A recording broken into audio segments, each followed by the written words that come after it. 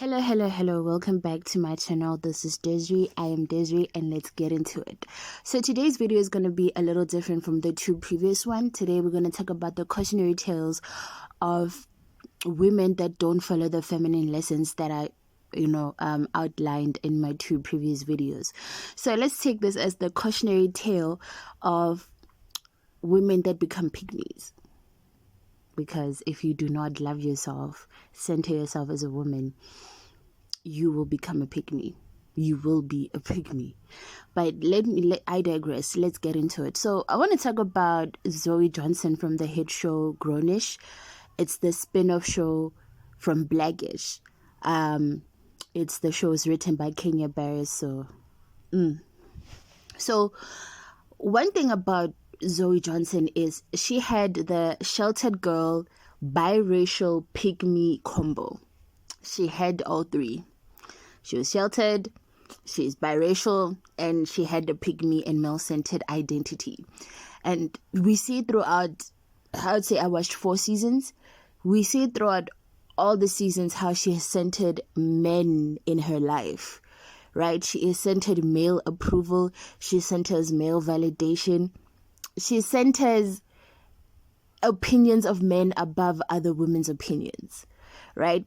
We get into season 1 and we see how, she explains they all meet up at this class and they're explaining all the different things that they did that they're embarrassed about. And then she explains the story of how she and her roommate went to a kickback and the roommate got drunk and threw up in a pool and she ran away and didn't save her.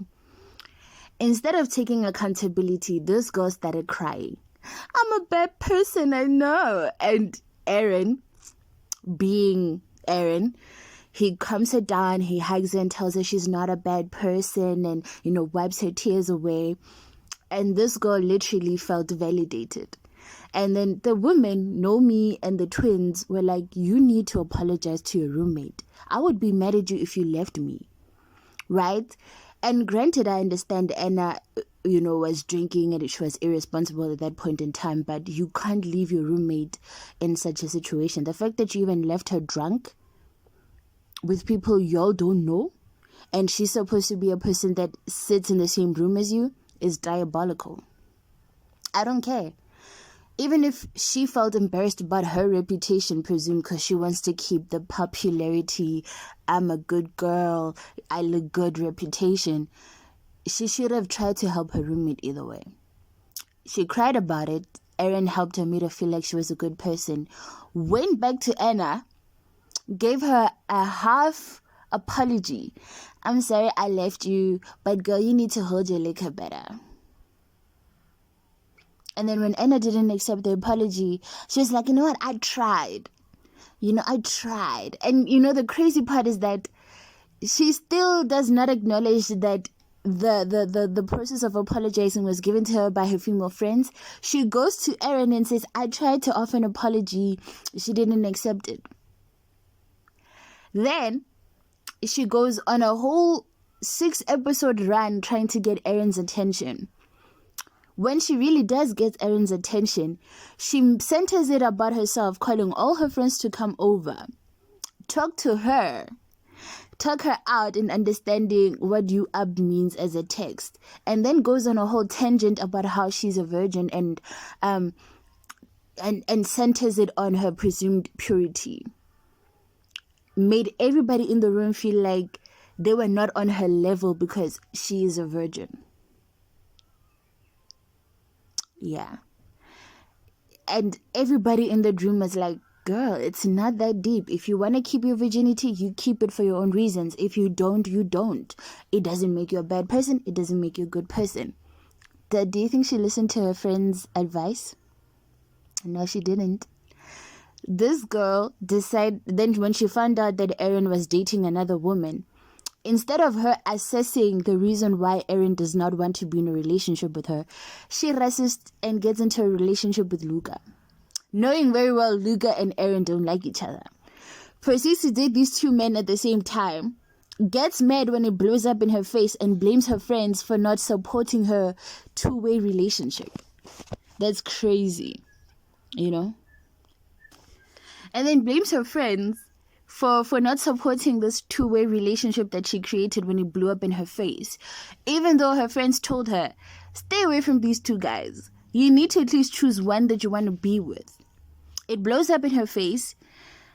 She ends up trying to build a friendship with both of the guys. There comes a dance.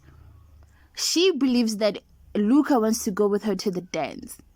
When Luca doesn't go with her to the dance, or doesn't give her the idea, she instead tries to get Erin to go with her to the dance. Erin is like, I'm repeating my first year. I've already been to the dance. There's no need for me to go. You know what I mean? Instead of her listening to her friends and her friends saying, well, let's just make it a girls thing. We'll go together as girls and have fun.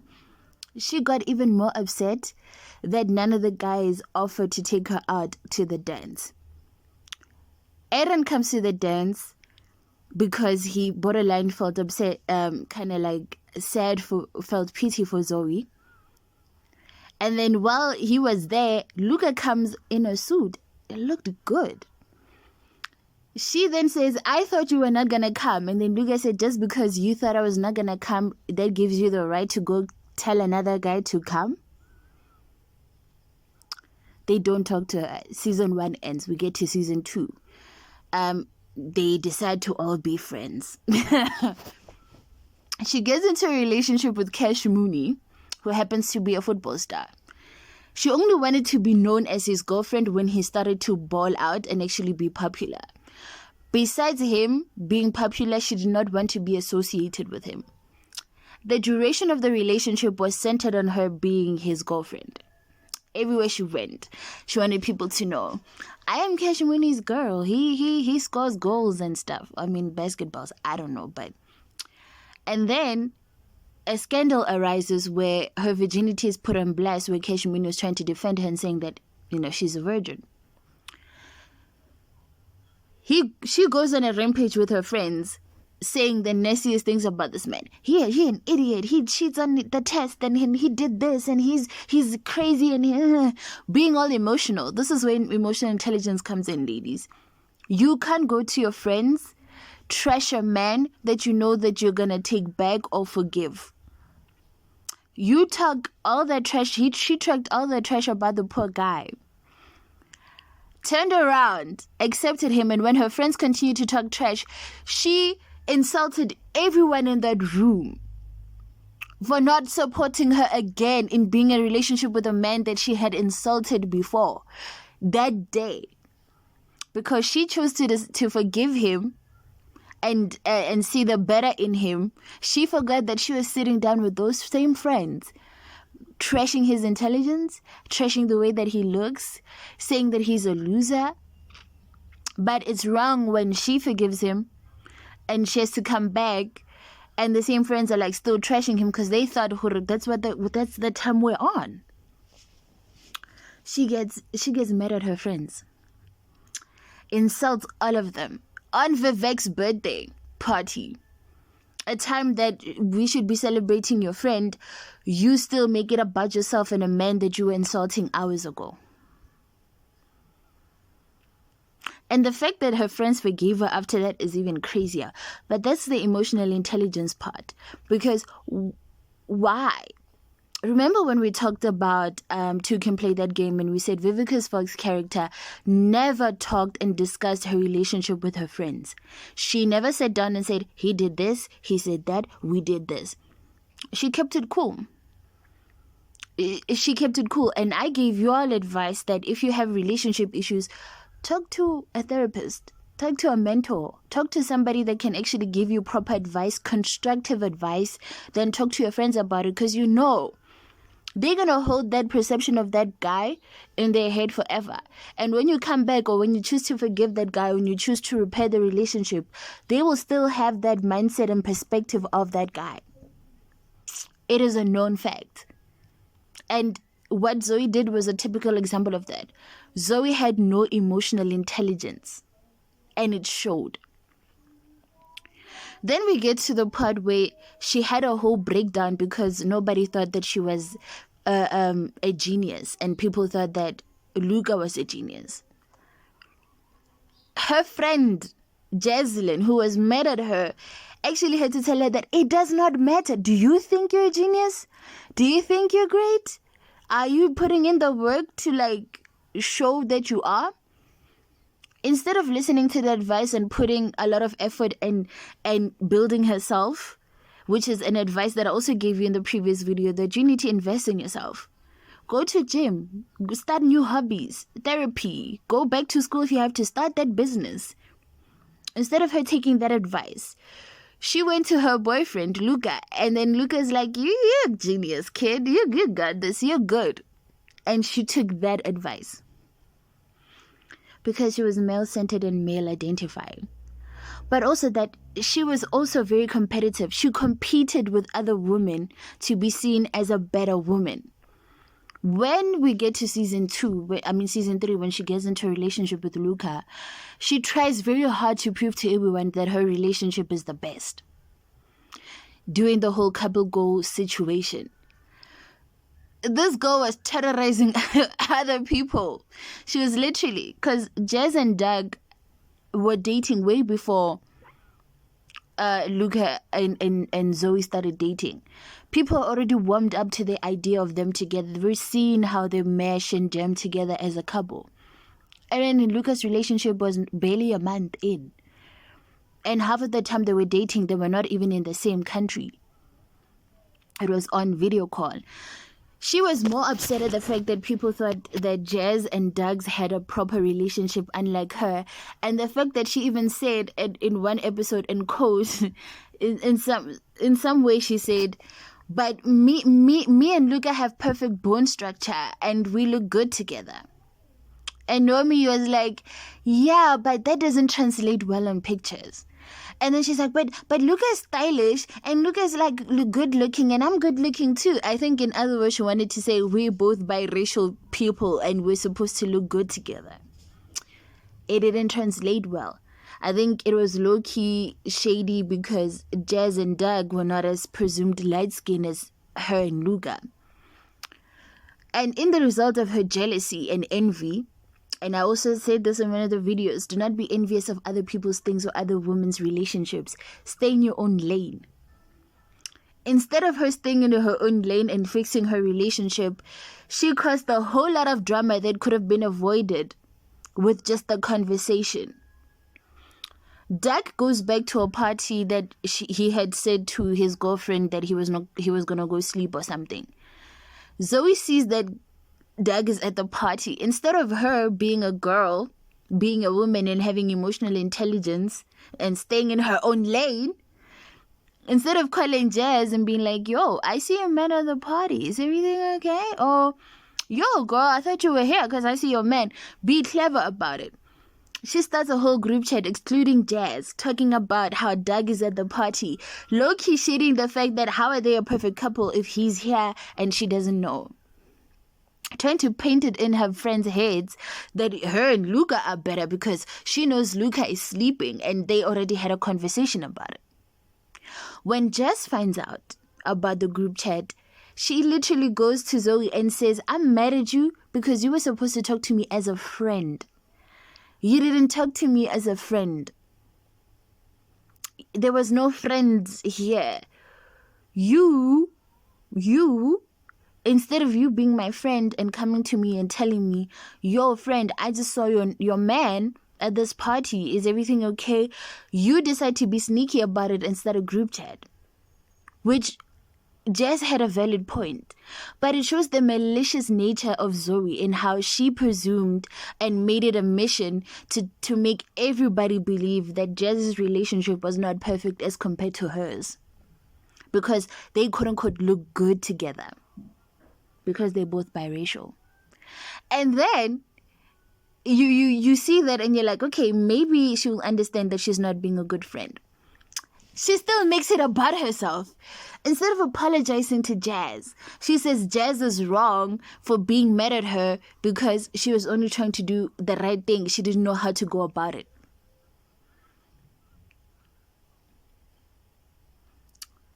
That's crazy to me. That's crazy to me. Zoey hated her friends. And it shows in how she interacted with them. She judged them constantly, putting herself above them in their decision making and their fashion and who they were dating and how they were dating. She instead of being understanding, she was judgmental. And let's not get into her relationship with Anna, because what she did there, she did the thing that I keep telling you guys: never fight another woman for a man. That's what Zoey did. Even though Aaron was not really her man at that point in time, she tried to use the whole girl code debate to make Anna look like a victim because Anna was dating Aaron. She was beefing with Aaron.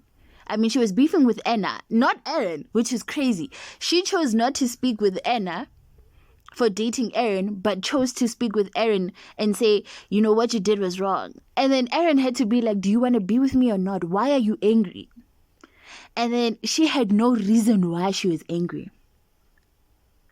She still talked to Aaron, continued to have a friendship with Aaron and not Anna, and only started to be friends with Anna when Aaron broke up with her in the worst way ever. She enjoyed the fact that Aaron broke Anna's heart, and because in her head, Aaron chose her over Anna.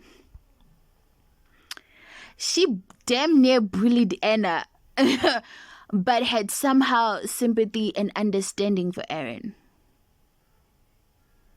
and tried to paint Anna as the bad woman in the situation. It takes two to tango, sis. You can't be mad at the girl and be friends with the guy. It doesn't make any sense. Why are you friends with Aaron again, still seeking validation from him, but being mad at Anna for dating Aaron? From as far as I know, if they choose to date, they choose to date. It's not like Aaron was your boyfriend. Zoey was a terrible friend, but she was a terrible woman at the same time. She was envious. She had no emotional intelligence. She wanted to be better than every woman she was friends with. She sought male validation at all costs. She did not invest in herself. She did not evolve to become a better woman. She was just chaotic in what she was doing. And she was also building a man, because she was literally feeding Luca. Luca was living in that apartment for free. Did not even pay, not even a light bill. She was taking care of Luca like a pygmy would. She had to get a job because her parents cut her off. And not even once did we hear Luca say, do you want me to buy something? Do you want me to pay for something? You want gas in your car? Luca was literally living in her apartment 24/7, was not leaving. He was eating her food. Mind you, he had dietary restrictions, so she was buying his dietary food needs. And you can't tell me there was not pygmy behavior. And until Nomi had to say to her face, you're living with this guy 24/7, was for her to realize, we're living together. But did she do anything about it? No. She still continued to date him until they broke up. And they only broke up because she was envious of him. She hated the fact that people thought he was a genius and used it against him to get his own internship that he was working hard for. She had an envious spirit. And what did she do with that internship? She took it, got a job, quit, went back to it. She did not even succeed in it in the way that she should have. Ended up even working for Luca by the end of season 5. She nearly dropped out on a good business opportunity to want to be with Aaron, because Aaron would be in LA and she'd be in New York. She was willing to sacrifice her success to be with Aaron. And you can't tell me that is not pygmy behavior. And you can't tell me that this girl centered her whole life on men perceiving her in a good way. She put her virtue and her purity as a badge of honor, shaming Luca for having a high body count, but you still continuously date him either way. Right? You shame your friends for having high body counts, even though it doesn't make any sense. Zoe is the only character in the series that did not have good character development. Anna, by season 5, she was on a celibacy journey. She was learning to love herself. She joined a church and she got baptized. Nomi became a mother and finally succeeded in her academic career. Jesselyn and the other twin broke barriers and even went to the Olympics for track running and all of that. Vivek went back to school. He went back to school. He started a successful business. He was that guy. But Zoe, on the other hand, had nothing for herself. Everything that she ever built was built by a man for her. She had a man to save her at every turn, which I said in the first video that I ever made, that don't let a man build you, because one day he will take it away from you. Never let a man save you, right? As much as we might think it's a beautiful thing, sure, he loves you, wants to save you, but in this case, it was not Zoe's company, it was Lucas. Lucas would one day turn around and take it away from her. She should have created things for herself, but she didn't. Everything that she ever had, she took from other men. The first time she got that collab with Joey Badass, Luca built it up for her. She didn't know anything about the internship. She didn't know anything about the clothing brand. Everything she knew was from Luca. When she got the opportunity to work with Luca on his company, it's not her company. And when Luca wanted to sell the company to a bigger company, she had to fight for it because it's not hers. She did not build anything. And as women, I always say, build something for yourself. Hence, I said, invest in yourself. Go to school, go to the gym, find a mentor, go find a therapist. Build on your own, so that even when a man comes, you build with him. You don't let him build for you, and you do not build him. You build together. But Zoe, on the other hand, always had men to save her, which is not a beautiful thing. As much as people want to make it like that, it's not. It's horrible. All her friends and all her female friends had to build for themselves. Nomi's parents cut her off and she had to do it by herself. Anna, on the other hand, had a horrible relationship with her family. She built herself, healed her own traumas by herself. Jesselyn had an injury. The other twin got an injury. Had to go through a crazy transformation to get to the Olympics by herself. We didn't see no man take her to the Olympics. But what did Zoe have on her own? Hello. Welcome back to my channel. This is Desiree. I am Desiree, and let's get into it. So today's video is going to be a little different from the two previous ones. Today we're going to talk about the cautionary tales of women that don't follow the feminine lessons that I outlined in my two previous videos. So let's take this as the cautionary tale of women that become pygmies. Because if you do not love yourself, center yourself as a woman, you will become a pygmy. You will be a pygmy. But I digress. Let's get into it. So I want to talk about Zoey Johnson from the hit show Grownish. It's the spin-off show from Blackish. It's the shows written by Kenya Barris. So one thing about Zoey Johnson is she had the sheltered girl, biracial, pygmy combo. She had all three. She was sheltered, she's biracial, and she had the pygmy and male-centered identity. And we see it throughout, I would say I watched 4 seasons. We see it throughout. Anyway, thanks for watching. Bye.